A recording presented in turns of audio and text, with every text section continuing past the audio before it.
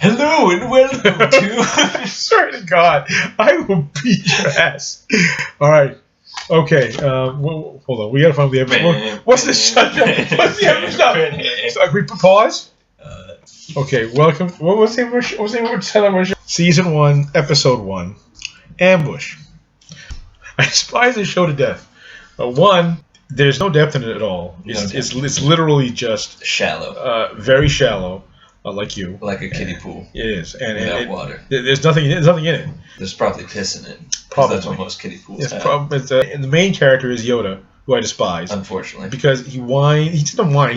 He's like a 13-year-old girl. He's like a coy. I hated it. I couldn't take it. And that's what he does the whole time. God, what an ass. And they have to land Yoda and his people down there. And what they do is, if we shoot one pod out, they'll shoot it. Well, he says, okay, I know. We're going to put all the pods out. Wait a second. So the vast majority of clones are still on the ship. So they're screwed. So if you see him, and by the way, you see them getting shot up. So what's going to happen is they're dead. What's going to happen is they'll have no escape pods to use at all. So they're all going to die. All in space. So Yoda can get in, and then Yoda later on pretends he cares. It's just ridiculous.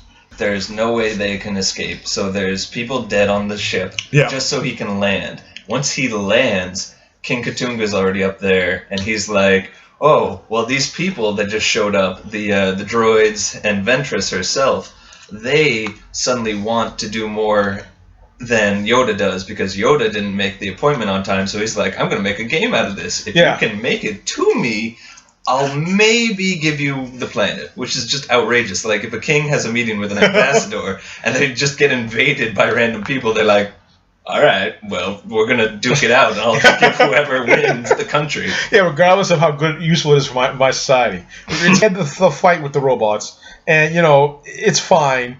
They show how the clones are, very brave, very tough. They're outnumbered. Well outnumbered. They're always outnumbered in all the battles. And all this, Yoda himself knows full well he can't take on Ventress with 3 guys. No. So he says we're going to go survive and just make it to the point rather than, try and actually take them on. You make decisions based on, trade, money, and everything else. You wouldn't care about, 2 idiots battling it out. I mean, really, what would you care? And he fights it out, and he wins. But he's going to win. Yes, he wins like a coy girl, which drives me crazy. He's like a toy teenage girl. Ventress is now going to kill the king because, the king is going to go side with the Republic, and they don't want to hear that, so they're going to kill him. And, of course, Yoda stops it because he's all powerful and fine. Another classic cliche, which is that you have Ventress. Oh, the villain's caught in the end. So what you do? I have this. I'm gonna press this, explode it, and I'll use this distraction to get away. So you can fight me another 1,000 times in the series. And by the way, not the last time to do that. It's for the whole series. They will use some wacky contrivance to escape. I love the Clone Wars. It was a really good series. I really do. It's really well done, but it has 2 episodes in it in the first season that I despise because they're just idiotic and they have no basis for anything. There's no character development. They don't mean anything really to the plot of the whole story. Doesn't do anything. All it does is it shows why Yoda's like a jackass in my opinion, and that's it.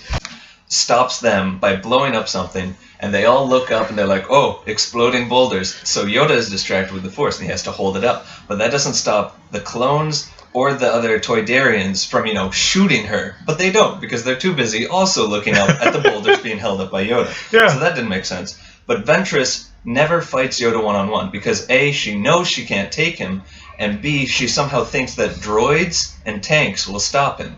And she gets really upset that the droids are stupid, but even the droids make jokes in that pilot episode that they are programmed to miss.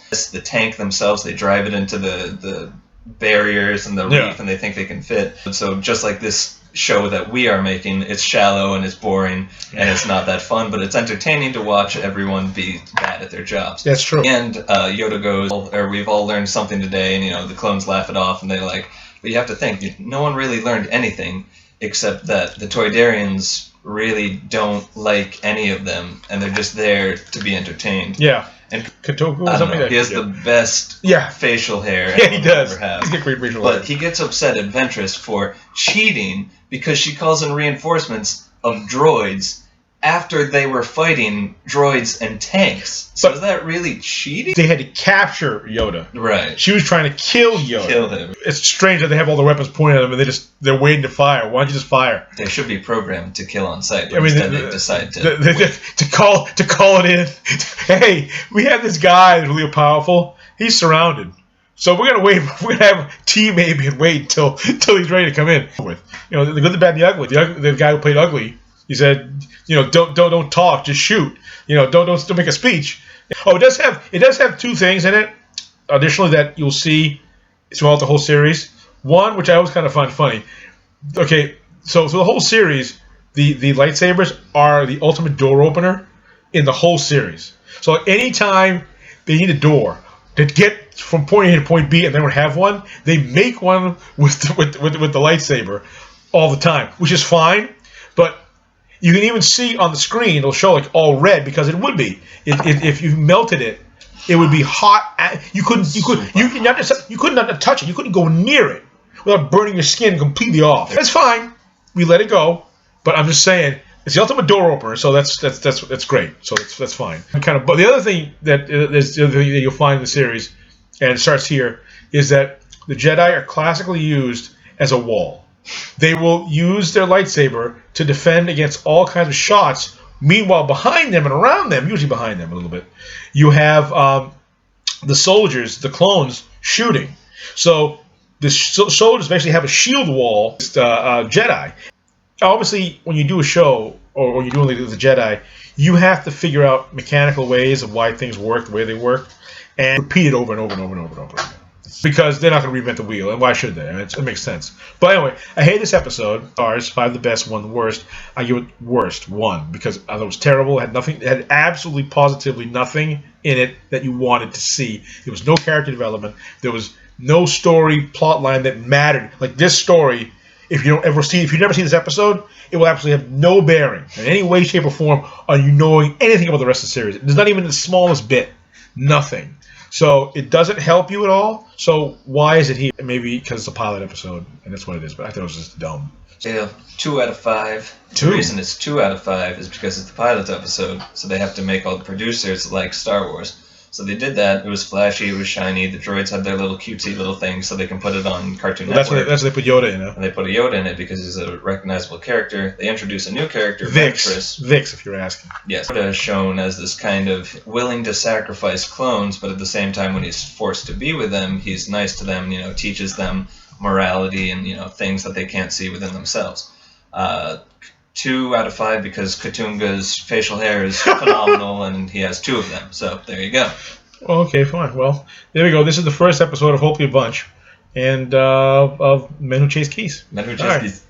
Goodbye. Ciao.